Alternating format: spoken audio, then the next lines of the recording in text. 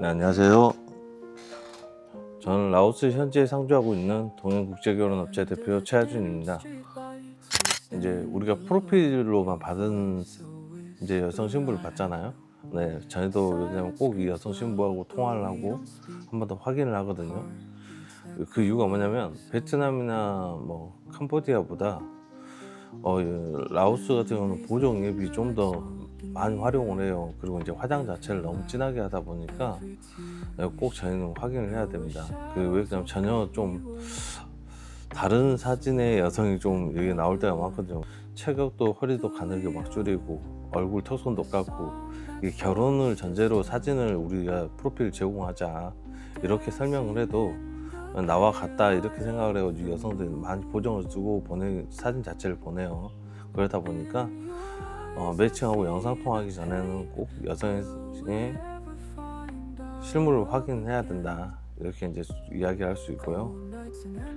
실제로 이제 이것도 있었던 일인데 사진상은 정말 예뻤어요. 그래가지고 남성한테 프로필을 보냈고, 남성 또한 호감이 가잖아요. 그래가지고 이 여성 한번 보고 싶다 해가지고 그 여성을 먼저 한번 만나봤죠. 만나봤는데 저 처음에 이제 그 자리에서는 이모 정도 된 여성이 이제 있는 거예요. 그래가지고 저는 이모인 줄 알았거든요. 그 여성이 그 정도로 이제 좀 심하다 보정이, 이제 그렇게 이야기할 수 있고 쉽게. 이런 많은 단점을 안고 있는데도 왜 업체들은 몽족 여성 그리고 시골에 사는 여성만 추천할까, 이런 의문점이 좀 들 거라고 생각을 합니다. 그 부분에 대해서 제가 이제 정확히 또 설명을 해드릴게요. 예. 많은 분들이 좀 오해하는 부분이 있어요. 뭐 몽족 여성이 또 시골에 사는 여성이 순수해서 추천한다.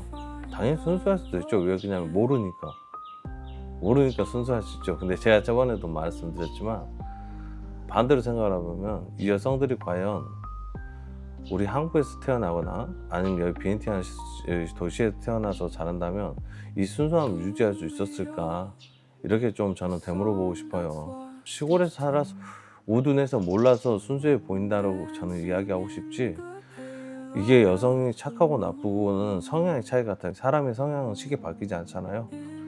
그럼 이제 현실은 솔직히 몽족 여성을 추천한 이유는, 몽족의 이제 부모님들은 보통 보면은 대부분이 다 농사예요. 뭐 할 게 없어요. 그러다 보니까 부모나 친척들이 배움이 짧고 업체가 설득하는 게 쉽고, 이 사람들이 워낙에 이제 시골 사람이다 보니까는 업체가 예를 들어 신랑이 조건을 좀 부풀리거나 이렇게 하다 보면 그대로 믿는 경우가 많아요, 대부분이. 그리고 이제 가끔 신랑이 결혼을 파혼을 하거나 둘이 서로 이렇게 문제가 생겨서 파혼했을 때 시골에 살던 사람들이다 보니까 보통 한 1,000불 정도면은 이 친구들은 그냥 별말 없이 이제 그냥 무마가 되거든요. 우리가 이것도 계약서에 사는 5,000불, 10,000불 이렇게 해서 적어 놓지만, 이제 시골에 사는 친구들은 그만큼 쉽게 중재가 되니까 현지에서 업체가 책임 부담이 상대적으로 매우 적다는 거죠. 그러니까는 업체가 활동하기가 편하고 당연히 구슬리기가 편하다 이렇게 생각하시면 좋을 것 같습니다. 이제 그에 반면에 도시의 이제 부모님들은, 제가 이제 10명 중에 한 3분 정도는 이런 말을 하더라고요. 이제 지참금이 중요한 게 아니다. 우리 딸의 행복이 중요하다. 그런데 이제 요구하는 건 다른 걸 요구하더라고요. 만약에 한국의 신랑과 결혼을 했는데 이 신랑이 예를 들어서 한국에 데리고 가지 않거나 그랬을 때는 어떻게 하느냐, 어떻게 말을 믿느냐. 이게 회사가 책임져 줄 수 있는, 저보고 각서를 하나 써주라 이거예요. 한마디로 보증서처럼 책임져 줄 수 있는 그런 걸 써주라고 이렇게 이야기하더라고요. 그러니까 제가 그 부분이 느꼈지만은, 당연히 도시에 사는 친구들은 당연히 더 배움도 많고 인맥도 훨씬 더 높죠. 그러다 보니까 만약에 결혼 이후 파혼이 된다고 하면은 정말 좀 현지 회사가 좀 많이 부담이 가는 구조다. 왜냐면 저 또한 그런 부담을 느끼니까. 도시에 사는 여성은 솔직히 이제 아무래도 부담이 많이 되니까 현지 업체들이 좀 기피를 한다 이렇게 생각하시면 될 것 같아요. 제가 라오스 여성들을 결혼식 때 보면은 가장 그래도 좋은 여성들은 시골에 사는 여성들도 물론 좋은 여성도 있겠지만 BNT 안에 어느 정도 부모님과 집이 있고, 그리고 예를 들어 집에 차가 있고, 여성은 또 그래도 고등학교 이상은 좀 졸업하고, 이런 친구들을 저는 좀 개인적으로 가장 좀 추천을 해요. 그런 이유는 라오스 사람들은 좀 이제 나라가 열악하다 보니까 거짓말하고 또 이제 시간이나 이런 약속이라는 게 좀 저희가 생각하는 거하고 많이 차이가 나요. 라오스 문화는 사람과 뭐 서로 간의 이런 갈등을 좀 피하려는 성향이 매우 강해요.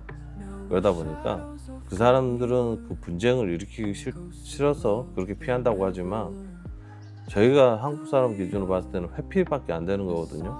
분쟁의 문제를 마무리 짓지 않고 그냥 일방적으로 그냥 피해버리는 경우가 많습니다. 좀 쉽게 이야기하자면, 제가 이제 새 나라에 좀 오래 있어 봤잖아요. 그 나라마다 동남아에 좀 오래 있다 보니까 이 친구들이 당연히 30분에서 1시간 늦는 것은 저는 이해해요. 그거 가지고 화가 나진 않아요.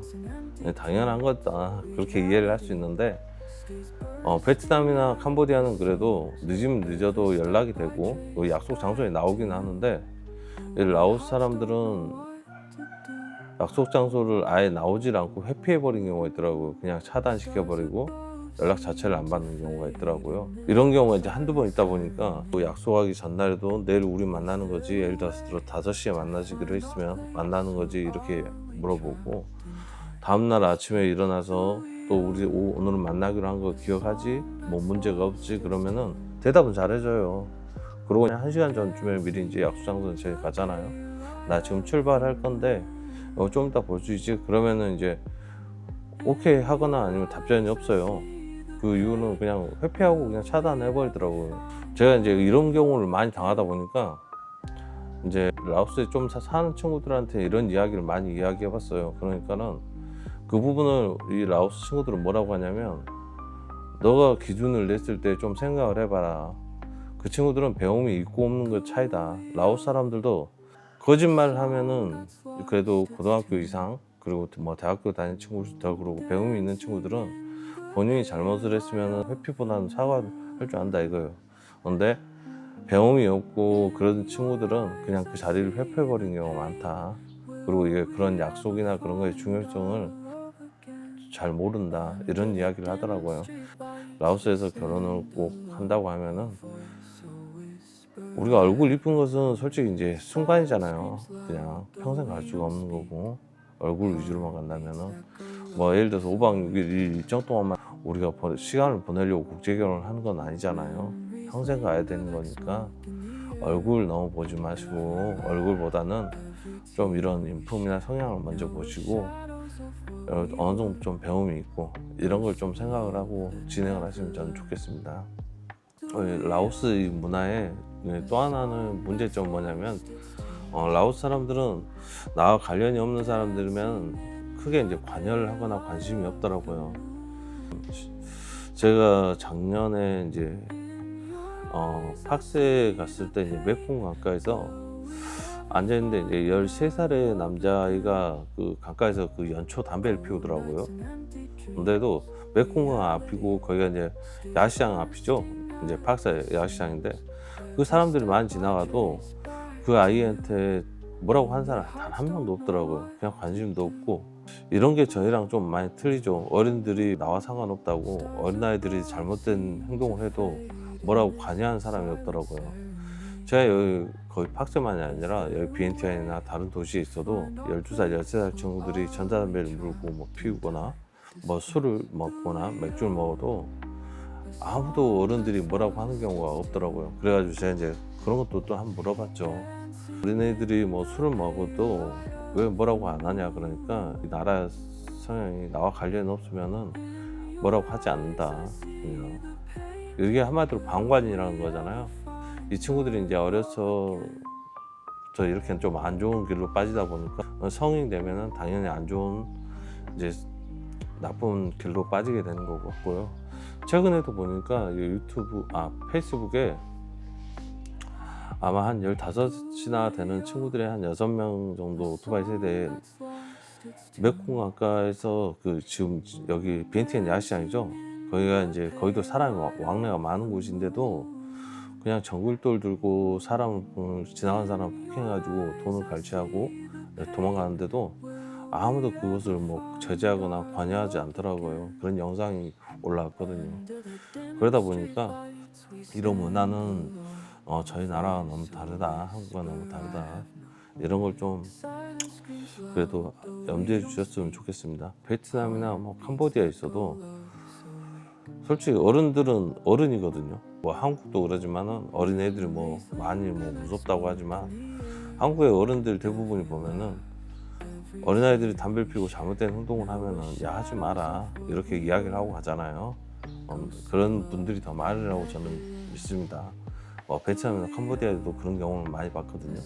근데 라오스만큼은 그런 경우가 아예 거의 본 적이 없어요. 그러다 보니까 그런 부분은 저희와 좀 많이 맞지 않다.